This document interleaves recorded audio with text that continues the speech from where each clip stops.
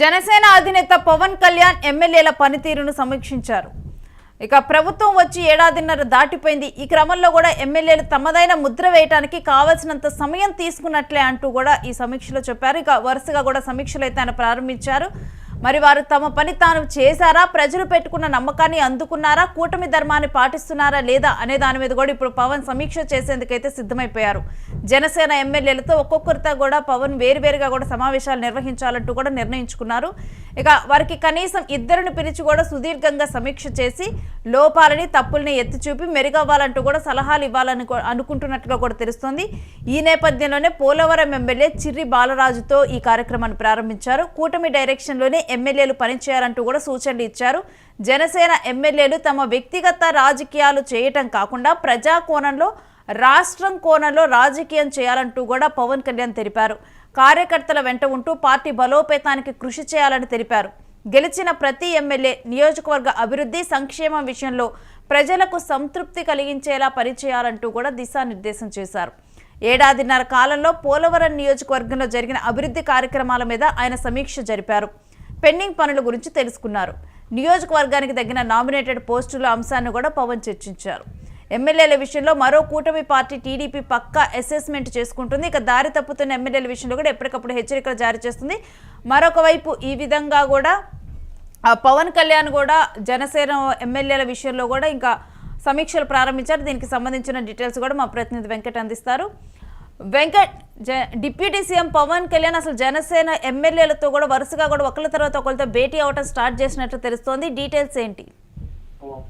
రేణు గత కొంతకాలంగా కూడా ఈ అభివృద్ధి కార్యక్రమాలకు సంబంధించి, అదేవిధంగా కూటమిలో ఉన్నటువంటి సౌకర్యవంతమైన ఆరోగ్యానికి అంటే ఆరోగ్యకరమైన వాతావరణం ఉందా లేదా అనే దానికి సంబంధించి అయితే కొంత కూటమిలో చర్చ అయితే జరుగుతుంది. ముఖ్యంగా జనసేన పార్టీ వర్సెస్ టీడీపీగా వాతావరణం నడుస్తుంది. కొంతమందికి ప్రాధాన్యత ఇవ్వట్లేదు, జనసేన పార్టీ నాయకులను పట్టించుకోవట్లేదు. ముఖ్యంగా జనసేన ఎమ్మెల్యేలు ఉన్నటువంటి 21 స్థానాల్లో కూడా టీడీపీ నాయకుల ఆధిపత్యం కొనసాగుతోంది. జనసేన ఎమ్మెల్యేని కేవలం బొమ్మని చేశారనేది కొంత వినపడుతున్నటువంటి మాట. అదేవిధంగా క్షేత్రస్థాయిలో ఉన్నటువంటి విభేదాలకు సంబంధించి కూడా పదే పవన్ కళ్యాణ్ ఫిర్యాదులు రావటం, దీనికి సంబంధించి జనసేన పార్టీ కార్యాలయంలో కార్యకర్తలు కానీ, మండల స్థాయి నాయకులు కానీ, అలాగే నియోజకవర్గ స్థాయి నాయకులు కానీ వీళ్ళందరూ కూడా ఫిర్యాదు చేయటం, ఇవన్నీ కూడా మనం చూస్తున్నాము. దీనికి సంబంధించి ముఖ్యమంత్రి చంద్రబాబు వద్ద కూడా పవన్ కళ్యాణ్ ప్రస్తావించినట్టుగా కూడా మధ్యకాలంలో వార్తలు వచ్చినాయి. అంటే మీరు గట్టిగా చెప్పాలి, మీరు ఒక్కరిని పిలిచి బహిరంగంగానే వార్నింగ్ ఇవ్వాలి అంటూ కూడా పవన్ కళ్యాణ్ కొంతమంది ఎమ్మెల్యేల విషయంలో పరోక్షంగానే చంద్రబాబుకు సూచనలు చేశారు. అయితే దీనికి సంబంధించి ఇంకా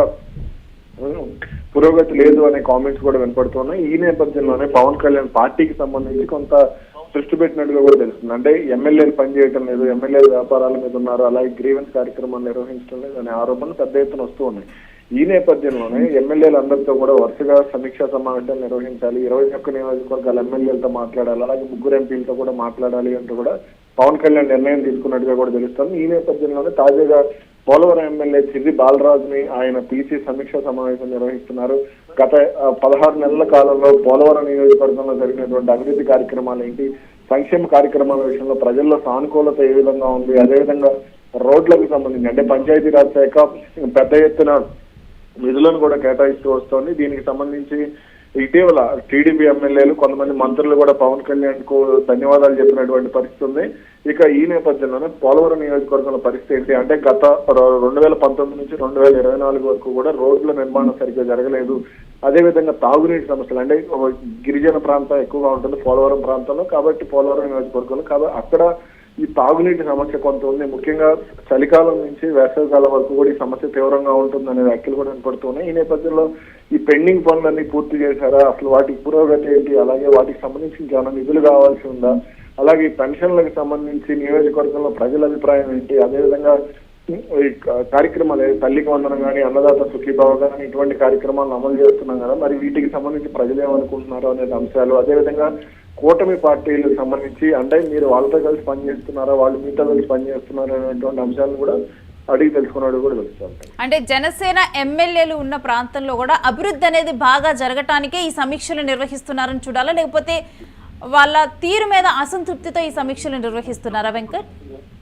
వాస్తవానికి పవన్ కళ్యాణ్ 2024లో అధికారంలోకి వచ్చిన తర్వాత కూడా మొత్తం గిరిజన ప్రాంతాల మీద ఎక్కువగా ఫోకస్ పెట్టారు. అరకు ఏజెన్సీ కానీ, అదేవిధంగా అల్లూరు సీతారామరాజు ఏజెన్సీ ప్రాంతంలో కానీ, ఇప్పుడు పోలవరం జిల్లాలో కానీ ఎక్కువగా ఈ మన్యం ప్రాంతాల్లోనే, గిరిజనులు ఎక్కువగా ఉండే ప్రాంతాల్లోనే అభివృద్ధిపై ఎక్కువగా ఫోకస్ పెట్టారు. దీనికి రాజకీయ కారణాలు కూడా ఉన్నాయి. ఎందుకంటే ఇప్పుడు అరకు ఏజెన్సీలో కానీ, కొంత ఈ రంపచోడవరం ప్రాంతంలో కానీ వైసీపీకి బలం ఎక్కువగా ఉంది. అక్కడ వైసీపీకి సంబంధించి బలమైన నాయకులు ఉన్నారు. అలాగే ప్రజల్లో కూడా వైసీపీకి కొంత అక్కడ ఆదరణ ఉంది. కాబట్టి వీటన్నింటినీ కంట్రోల్ చేయాలి, ఆ స్థానాల్లో జనసేన పార్టీ బాగా వేయాలి అనేది కూడా పవన్ కళ్యాణ్ పట్టుదలగా కనపడుతుంది. ఇప్పుడు అరకు పార్లమెంట్ లో వైసీపీ విజయం సాధించింది, ఎమ్మెల్యే కూడా వైసీపీ విజయం సాధించింది. కాబట్టి వీటన్నిటికీ సంబంధించి కొంత రాజకీయ కారణాలు కూడా ఉన్నాయి. అందుకని నేరుగా పవన్ కళ్యాణ్ అరకు ఏజెన్సీలో రోడ్లకు సంబంధించి, అంటే ఈ డోలీలు ఇవన్నీ కూడా ముగింపు పలకాలి, అంబులెన్స్లు ప్రతి ఇంటికి చేరుకునే విధంగా కూడా అభివృద్ధి కార్యక్రమాలు ఉండాలి అనేది కూడా పవన్ కళ్యాణ్ లక్ష్యంగా కనపడుతుంది. ఈ నేపథ్యంలోనే పోలవరం నియోజకవర్గం అభివృద్ధి కార్యక్రమాలకు సంబంధించి దూకుడుగా ముందుకు వెళ్తున్నారు.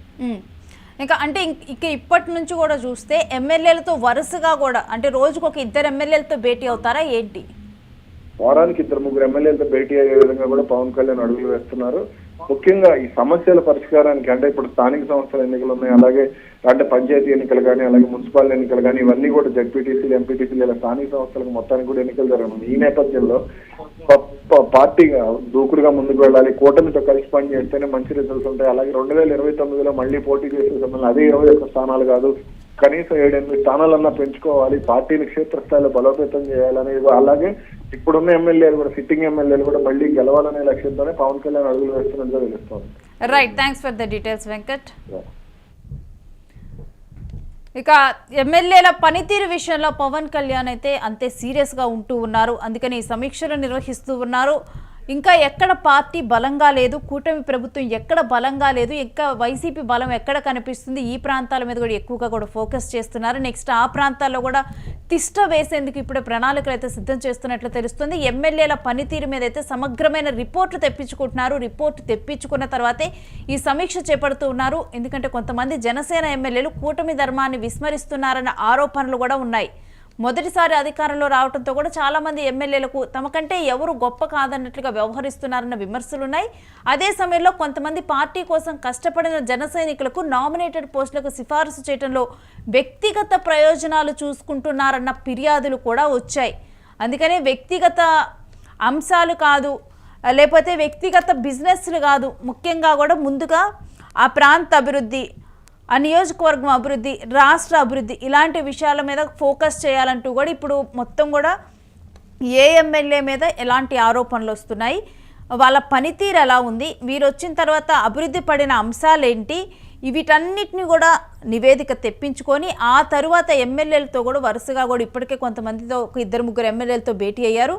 తర్వాత మిగిలిన ఎమ్మెల్యేలను కూడా పిలిపించుకొని పూర్తిగా కూడా అంటే కొంత టైం కాకుండా పూర్తిగా వాళ్ళతో మాట్లాడి సమీక్ష జరిపి ఫ్యూచర్ ప్రణాళికలు కానీ, దిశానిర్దేశం కానీ, సూచనలు కానీ ఇవన్నీ డిప్యూటీ సీఎం పవన్ కళ్యాణ్ ఇస్తున్నారు.